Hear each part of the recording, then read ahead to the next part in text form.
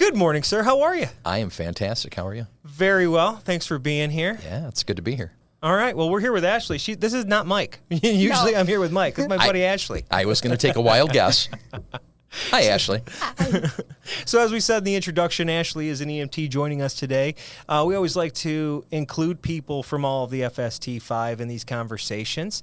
And happens to be you're a retired police officer. So once a police officer, always a police officer, we like to say. So you're still a member of the FST5. Yes. Well, why don't you give an overview of who you are, what you do, and where you do it now, and everything from your professional career as a police officer to what you're up to these days. Awesome. Well, usually my biggest identity is that I'm a family guy. I got 6 kids, as I mentioned earlier, and so I'm married. My wife and I have raised 6 wonderful kids. One of my boys actually just went to the fire academy, started on Monday. Awesome. And so we've given him over to the first responder group. Keeping it in the family. I did tell him that because he was smarter than me, he probably should go into the fire academy instead of the police academy. Right. I mean, fair enough, right? Yeah. I mean, I watch your guys' schedule. Do you see how much crap they got to carry? They got back problems after a year just from carrying all the things in the vest. They're in a car alone the whole shift because you guys don't have partners anymore.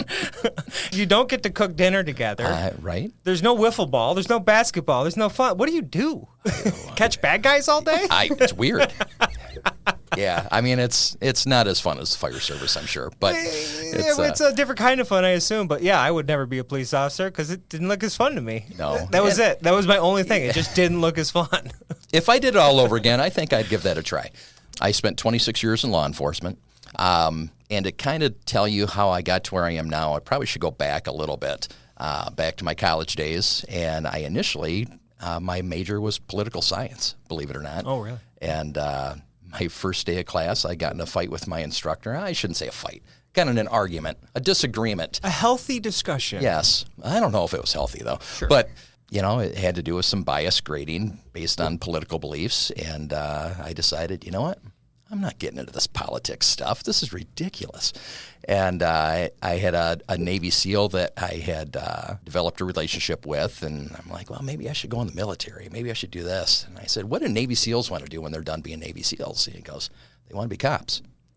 I went, well, that's kind of cool. Mm-hmm. So I went in and talked to the dean, and we ended up changing my major over to criminal justice. Right there. Well, a lot of people, not a lot, but it's not uncommon to go from political science to law enforcement, as I've seen in the past. It's a political job, too. I probably credit my parents with, really pushing for respect of first responders back when I was a kid. Like, I wasn't even allowed to watch Dukes of Hazzard because it made the police look bad, right? Made them look corrupt, make them look like buffoons. My dad's like, you're not watching that stuff.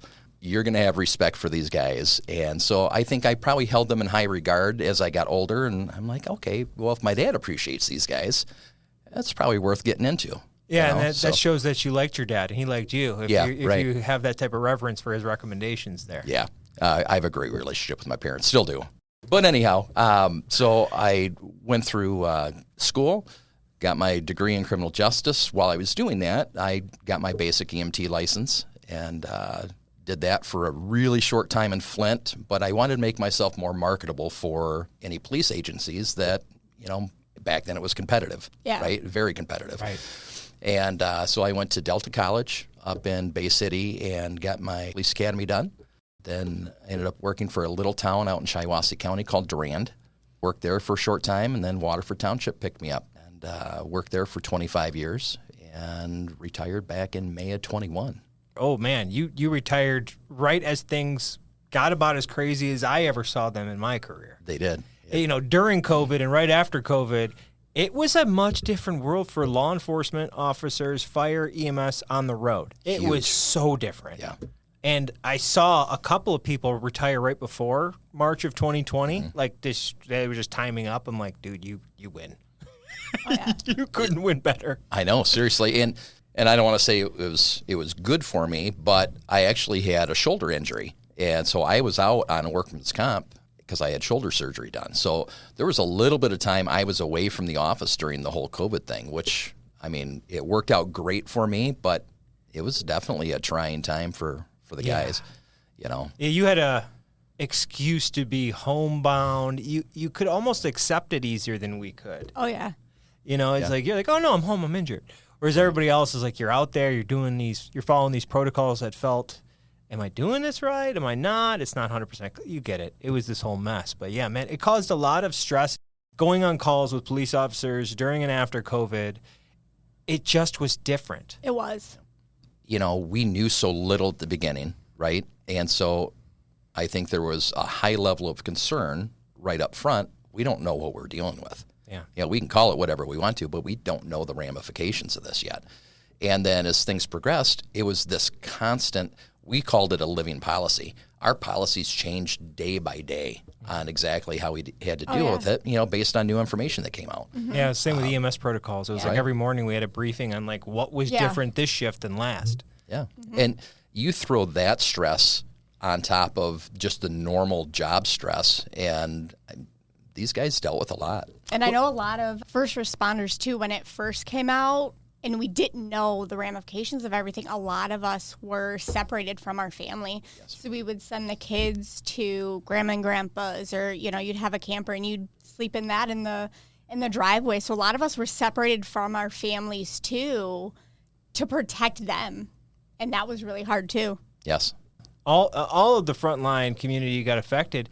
But one of the things that was going on at the same time was a lot of angry, loud voices having their, let's say, concerns with law enforcement on the national scale.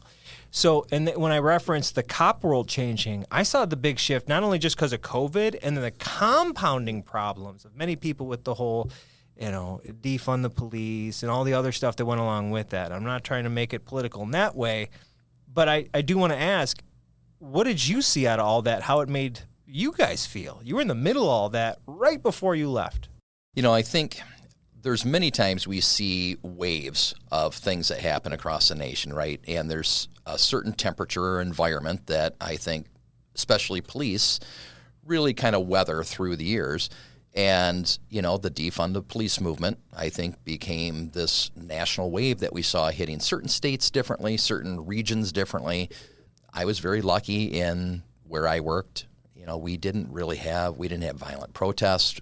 We did have people that came out and peacefully protested and we appreciated that, right? We want people to be able to peacefully protest, and we want to be in a position where we can protect people that are taking that First Amendment step, right? No problem there. And the people that were in our community, they acted responsibly. They acted great. Whether you agree with the issue or not, they did what they should have done. And they actually met with the police department prior to. It was great. They were respectful, even though you guys had different opinions. 100%. And then we saw other areas, you know, Grand Rapids or whatnot, that had major issues, right? And it just made me very thankful that I wasn't in that predicament, but then I also felt horrible for the first responders that had to deal with those things. It was tough, and I'm not sure I would wish that situation on anybody. Yeah. It made me feel, and you know, in every industry, in every walk of life, get out of the FST5. There's bad guys in every walk of life, right? So to say every cop's great is like horrible. Right. And it's the same to say every cop's bad. Right. It's just so silly to me. But I could certainly empathize with people that have feelings based on their experiences and the nuances that they've seen. I certainly validate their feelings on that, and I hope we can find a better way to all kind of get along, if you will. So. Yeah. So let's move down the road here and what we're really talking about today, and it's really the frontline community and mental and behavioral health. So we talked prior to this, but explain to everybody when you realized that behavioral and mental health was an actual thing that we need to be considerate of on the frontline communities. You know, I think it goes back to even before I was a police officer. When I was an EMT is when I saw my first dead body, you know, and it was a little bit of a shock to me. But then I saw other people, their reactions to it, and some of them seemed like it was just another day, right? But to me, that was the first time, so that was like, oh, this is a big deal. And you know, I think as we progress through our careers, we get used to certain traumatic events, and it becomes more like that day-to-day thing. So I saw people either compartmentalize issues or just they were so desensitized to it that, you know, they just moved on. And I remember that when I started police work, and while I was in training, very interesting story, especially for any newbies that might be listening. I'm sitting in dispatch. We had stopped in to get some paperwork, and this call came in, and the dispatchers are busy. So my training officer said, "Hey, grab that phone." So I answered the phone, and it was a man saying, "I just got a call from my brother and said that he just shot his wife." Oh my goodness. I'm like, wow, okay. So I'm trying to get what information I can. I'm new, so I'm hoping I get all the right information, right? And then I pass it off to a dispatcher, and we immediately go there. We were the first officers to get there after taking that call, and I'll never forget it. This guy had shot his wife. It was a domestic situation, obviously. Shot his wife, shot himself, and left their 3-year-old in bed upstairs. And I can still tell you the pajamas that kid was wearing. I carried him out of the house. It was Buzz Lightyear. Black pajama. I can tell you everything about this kid. And so I think I had a very early view on there's some mental health things that, there's baggage that we pack during our careers that we carry with us the entire time, right? And as the years go on, that just compounds. Instead of just packing one little duffel bag, you got a whole set of luggage with you by the time you retire, right? And so I'd say about a year after I started, I ended up on the training unit doing the use of force training, and luckily Waterford was a great department as far as getting you educated. So if there's schools that you wanted to go to, there are things that would benefit the department and the guys that you work with. As long as it worked into the schedule, you could go. The money was there. We had money set aside for great training. And so I was able to go to a lot of things that dealt with not only the physical side of use of force, but also some of the ramifications mentally on use of force. Wow. So early in my career, I got exposed to people like Dr. Artwall. So I got exposed to experts, national experts, probably international experts on some of these issues early on in my career. And we found that it was very beneficial to take some of those things that we learned and put them into training and help people understand that bad things happen sometimes while we're here, and expect that this is going to give you some baggage. And, we talk how to work through it and whatnot. The other side of it is fairly early in my career. We actually had an officer commit suicide. It was probably the darkest day in my history at the police department, and unfortunately he took his family with him. And that was probably the biggest wake-up call we had. I knew how I felt on things, and I think I had developed a very healthy way to deal with certain things. But when I saw that first guy really struggle and get to that point, that's when I think it was a huge eye-opener for me, just how bad things could get. And then it was a huge struggle for all his colleagues. Did he have any signs showing that he was in distress? You know, not everybody does. No, that's just why I asked. You know, he was a very kind of stoic or cynical kind of guy, and that was just his personality day to day. And he kept that even through some of his stresses. Looking back, I think we can see that some of that was masking. But when it's every day and it's the brand, if you will, it is. And one of the things we've learned is the change in personality should trigger a spidey sense to go, my buddy need a hand? Manisha's been on here talking about how some people are going to seem as happy as you ever seen them. They're totally hiding everything. It is what it is. Yeah. Right? Yeah. And that's hard. Yeah. And I think there were some things that he felt he was going to get in trouble for, and it was an embarrassment to him and his family. And I think that was the excuse anyhow. Yeah, I get it. But it was sad. And then, you know, we had a couple of guys at the end of my career had passed away. Well, actually, we had one guy mid-career attempted suicide. He had been let go from the police department, and within a couple of years, he had really gone down a dark path, and he had threatened suicide, and so we dealt with that. I think he's fine. Great. So, I mean, that's taken time. But we had two of my other peers that actually committed suicide after they left the PD.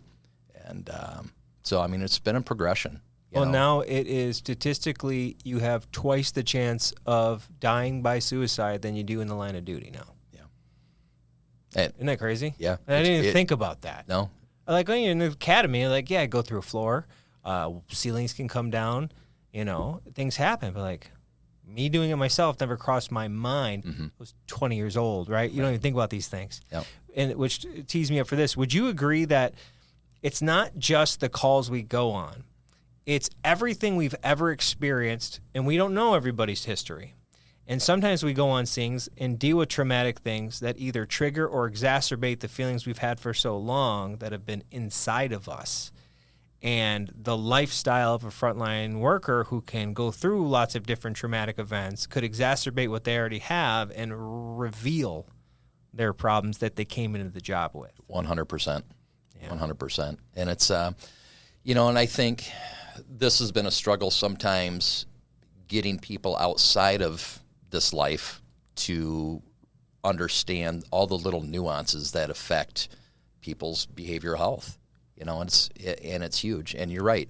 Some people come into the job with some issues or develop that over time that may be not job related, but there's things on the job that just exacerbate it. Yeah.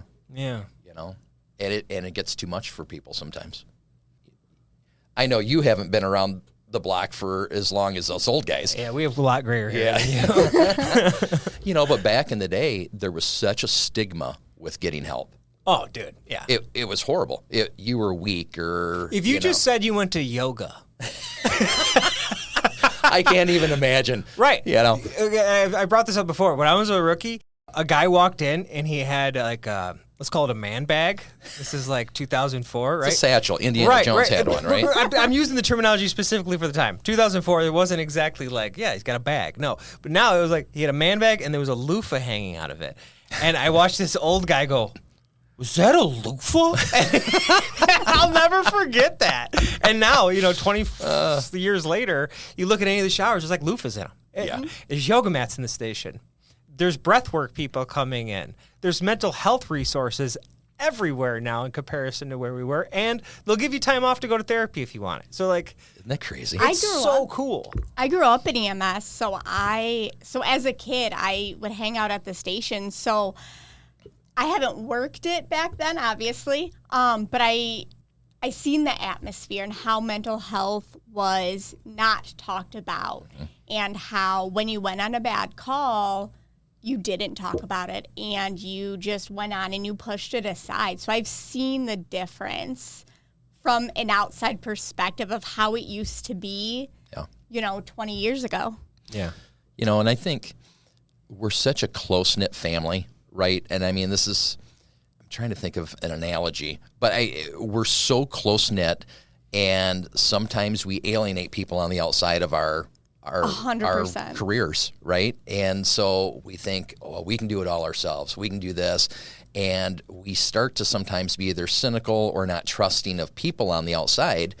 And so what we were finding is we had some departments that were sending people to the outside that really had no background or basis in either law enforcement or fire service or EMS.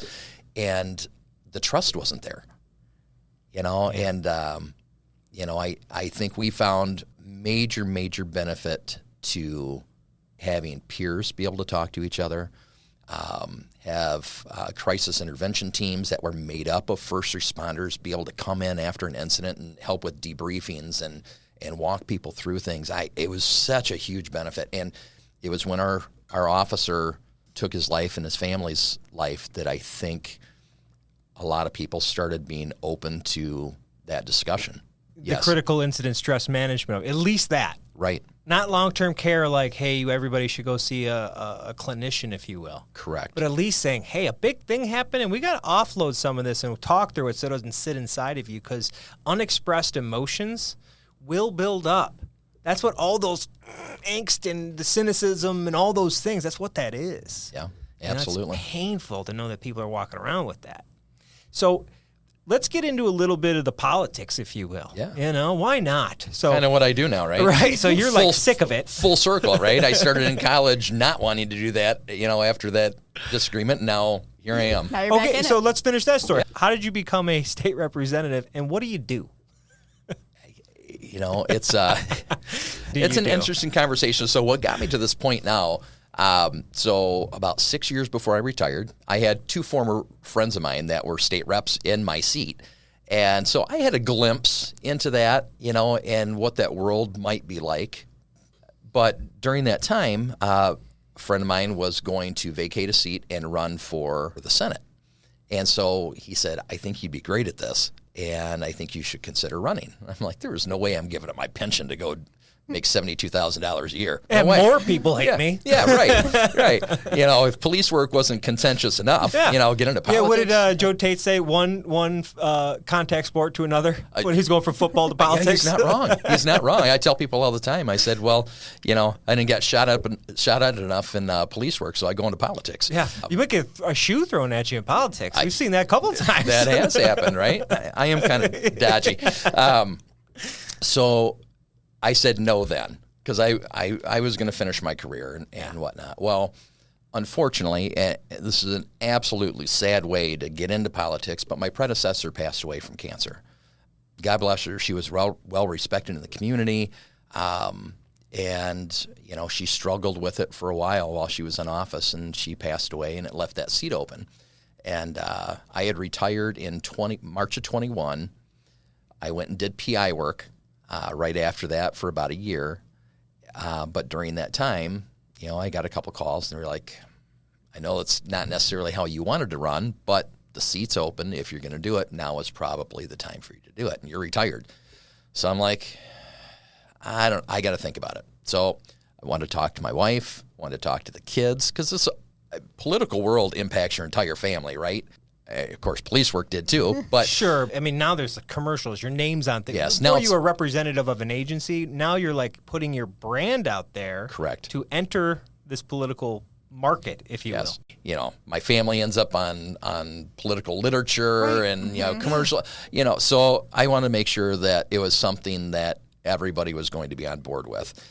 And then I remember it was during COVID. I'm sitting on the couch, and normally I'm not a vocal guy with like on the couch with the shoulder injury. No, I was done. I was healed. And first the wife said, it's been 2 weeks. You need to go get a job. Since I retired, my wife she is a worker. She is a go-getter. And she's like, you got to do something. Well, I'm sitting there, and I remember I got upset. Governor came on TV during COVID, which we're all kind of extra stressed already. And I don't yell at the TV.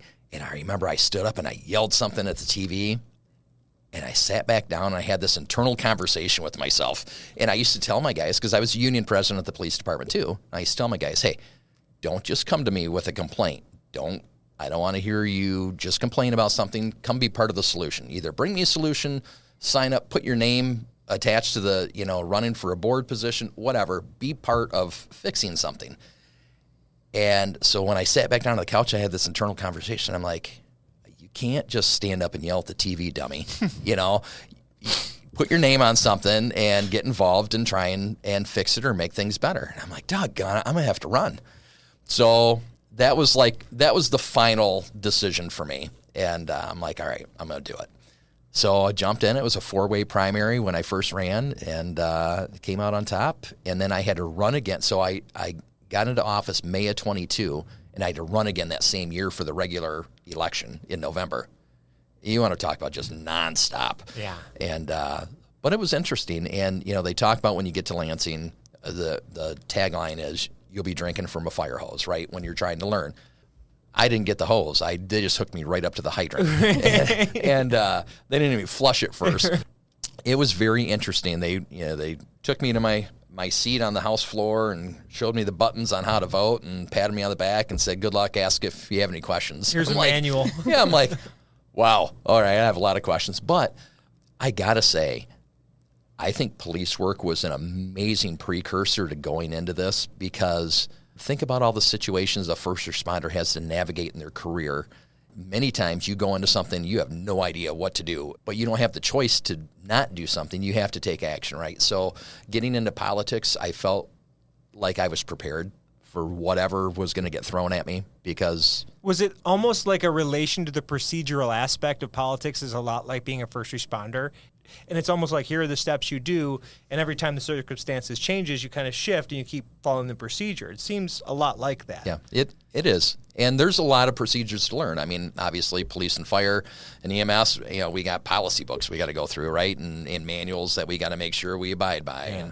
And it was very interesting going from being in the executive branch of government and enforcing laws to then going into a different branch.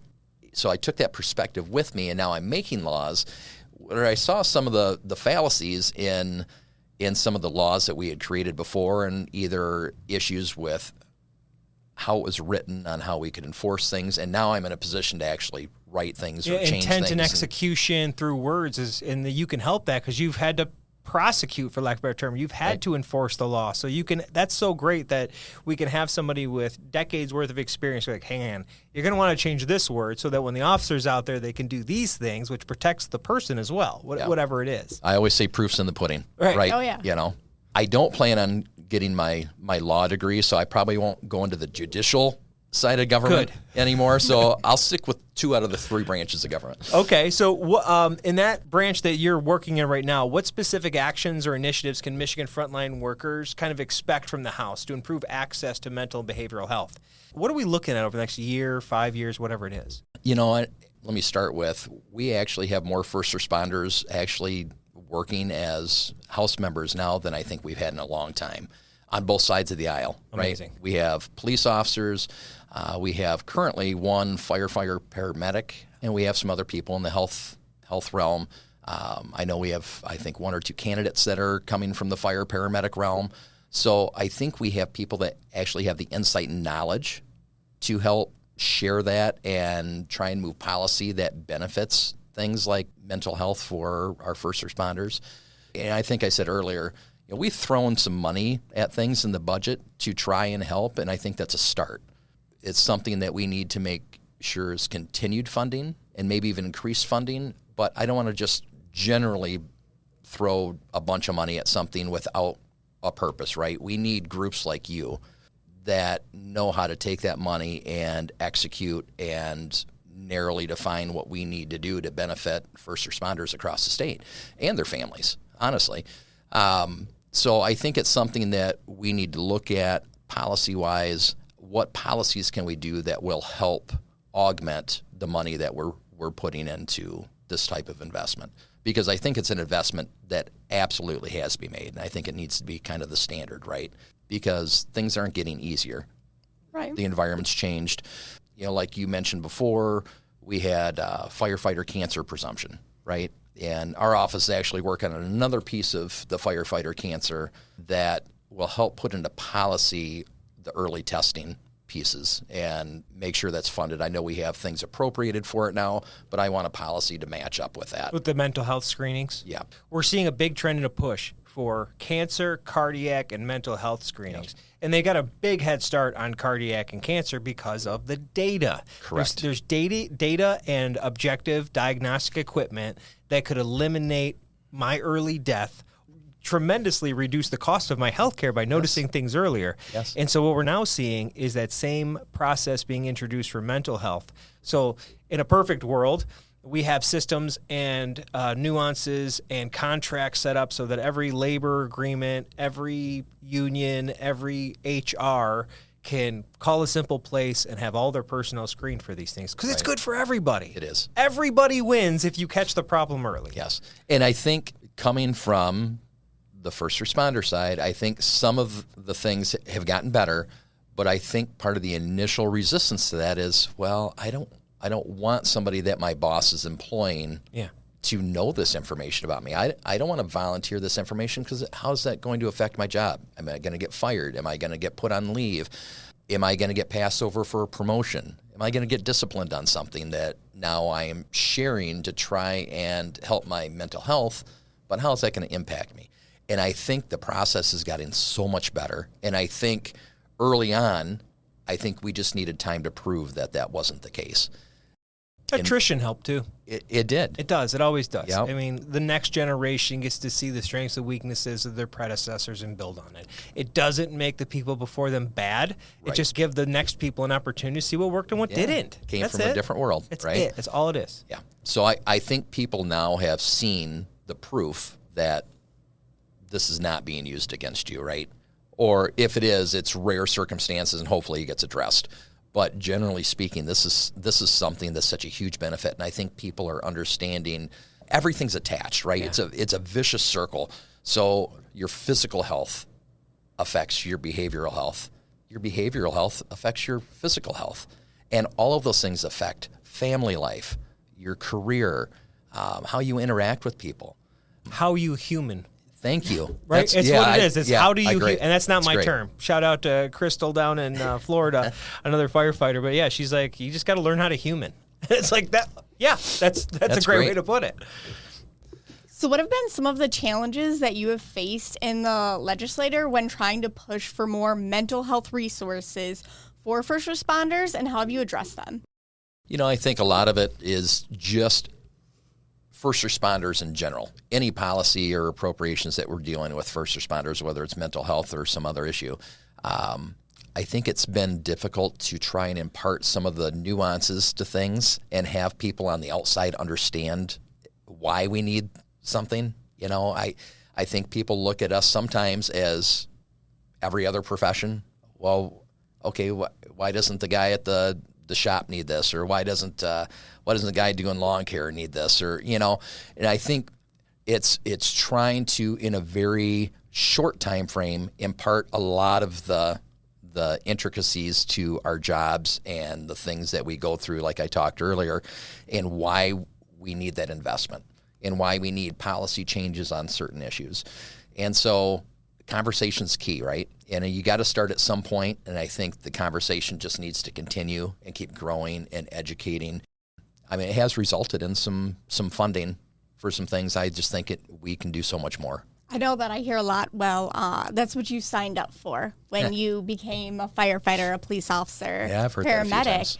And the thing that I always try and point out is we signed up to help people. We didn't sign up not to be human and have emotions. Correct. And I think that's a big thing about it. I still get that in this job. You know, well, you signed up for that. Yeah. I truly believe that, and that's part of what got me into this, is I still think I can help people, right? I mean, we do a lot of constituent work out of our office, and that's really a big focus of mine. You know, it's less policy issues, honestly, and more helping people navigate the crazy government bureaucracy stuff that sometimes people have to jump through, right? Yeah. And then, you know, I don't feel like I need to justify my existence by just passing more and more or introducing more and more bills. I want there to be a good purpose for it, and I think things like this are key to why, you know, I asked to be on the Criminal Justice Committee, because it still keeps me in touch with law enforcement. And I see a lot of the first responder bills come through here. The behavioral health piece, I don't know if it would come through my committee or not, but it might touch one of my other ones. I also sit on the Insurance and Financial Services Committee. That certainly helps in mental health when I know there's insurance involved. Yes, yes. The cost of life impacts your mental health. Absolutely it does. So And you're bringing up a really good point from your aspect, having that frontline perspective on the legislative side. But how important is it, in your opinion, to bring in first responders, frontline workers on a lot of different issues from the line to be like, yo, what's going on? And not just chiefs. I'm not dogging chiefs and bosses. They have a role. They're good at getting equipment in the politics of our job. But like, sometimes you got to ask the people arresting people about the arresting procedures that are law to then get it right for the police officer, the community, and the potential bad person. yeah, I think it's a must. And especially when we have committees that make initial decisions on getting something to the floor, if people don't have the knowledge or they don't have the insight from people, it gets lost, right? Having a doctor here or, you know, a layperson here sometimes come in, it doesn't move the needle on making the policy better necessarily. We need frontline people that can come in and help shape policy and help advocate for policy. And we've had some that's been fantastic, but I think it needs to be a very consistent effort on whatever realm of frontline policy that we're working on and funding. So yeah, I think in the early stages when representatives, and hopefully people are listening, right? Representatives, senators, whoever is starting to craft policy, we should be calling experts. You know, and when I say experts, I mean the frontline guys that do it every day, experts, not someone that necessarily just wrote a textbook. Yeah, put your resume away. Yeah. How many calls did you go on the last 5 years? Exactly. And does that apply to this? Spot on. And if it's an administrative thing, certainly talk to the administrators Yes. of the agencies, Yeah, right? and it's getting the different perspectives. I talk to the unions. I talk to the chiefs. I talk to the frontline guys. Sometimes I just go buy them a beer and we sit down and talk, hey, don't come to my office. Let me come to you and let's sit down and, hey, what are things that are going on right now? I've been out for 3 years. What's going on? What's the new issues? What can I do to help? And so we talk through things like that. Just informally is the best way, honestly. Would you recommend that to other politicians like you? Like, just call them and see if you can hang out? It doesn't have to be first responders. It could be any group you're trying to target. Yeah, 100%. The fire guys make so much money, I always invite them so they pick up the bill, city, right? Though? Hang on. It depends on the contract union leader. You know how this works. I'm joking. But yeah, it's honestly, I get the most value out of in an informal setting where we can just sit back and just talk. Just the same as when I sat in a patrol car, it seems more real.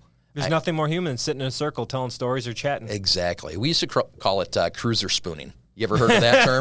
Where you pull a car to car, cruiser spooning. I never heard it, but I knew exactly what you meant. I've seen the two cops talking. Like, what are they doing?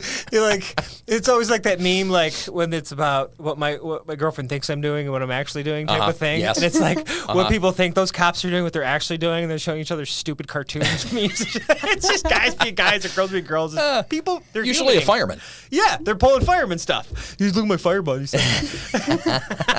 All right, so last question for you. So considering your position, current political figure, retired police officer, what message do you want to convey to those first responders, their families, about the state's commitment to honoring the sacrifices, ensuring their well-being around all of this stuff we talked about today? Yeah, that's a great question. It's, like I said earlier, it's, I think we have 5 or 6 first responders currently serving in the House, right? And so know that we have people that understand on the inside, but I think there's still this mental separation between our first responders and our elected officials, and we need to break that barrier down because just like we talked about, we have to have this informal communication. Listen, us elected officials, we get a title, woohoo. It's not about, I'd rather people call me Sarge, It feels more human. Yeah, I would rather just break down that barrier, have people comfortable to call my cell phone, call my office, and we just chat, and I want to break that barrier down and let people know we're not any different. Some of us need more education on the aspects of the career, and then the ones that are in here, tell us what's going on now. Most of us have been out for at least a couple of years, right, and doing other things. Some of us were administrators prior to, like we have a couple of sheriffs in office right now. When's the last time they actually worked? Sorry, guys, if you're listening. They're like, oh yeah, totally. But we still need those perspectives, right? We need to hear from people. But no, the fight is on. We're in there talking about things all the time. You may not always see it on the news, but there's 110 of us in the House, and things don't always move quickly. But we talk about things all the time, and there's people on both sides of the aisle that are very passionate about their police and fire guys. And I know that you don't pick one side or the other to talk to here, nor should you. But I think there's a lot of advocates to make things better. Some people just don't know what that better means. Yeah. So I think we need people to constantly have those conversations so we know what better is, right? It feels like it should be that the frontline communities are so bipartisan, like they're non-political in the sense of like you get it, right? Right. The red and the blue. It's like saying we all want clean water. Like, yeah, we can eat clean water. Yeah. It's the same on all sides. It's the public welfare of it. And the other thing I want to kind of express is that I say this to chiefs all the time that I know it's like, chief, nobody comes to work here saying they're going to do a bad job today. And I truly believe that politicians don't go like, well, it's going to be another day of screwing up the world. It's going to be awesome. I hope that's not true. It seems like a James Bond bad guy. Today? It's your toddler. Right. Yeah. They woke up from their nap. Yeah, they woke early. up and chose violence, Yeah, I know. Right. It's, I'm not going to say there's not some jokes mixed in there somewhere, but no, I think just like any other profession, maybe there's some outliers that don't meet this general statement, but I think most people got into this because they truly feel passionate about helping their communities. Yeah. Very similar to frontline workers, right? So, I think there is probably an overlap in the feel-good piece, and it's just education. Yeah. Education's huge. And connecting. It is connecting. Talk. I have connecting. always been a network guy, and I learned from my parents. My parents were in Amway at some point, and I learned how to do sales stuff, right? But you have to be good at relationship building and networking, and sometimes frontline workers are not always touchy-feely. So, I mean, some of us on the elected official side need to understand how to navigate some of that and make some inroads there so we can have conversations. And it's not just one side thinking an outsider is trying to pry. We want to be part of the same team. Yeah. Yeah. Don't let all the jerseys get in the way. Yeah.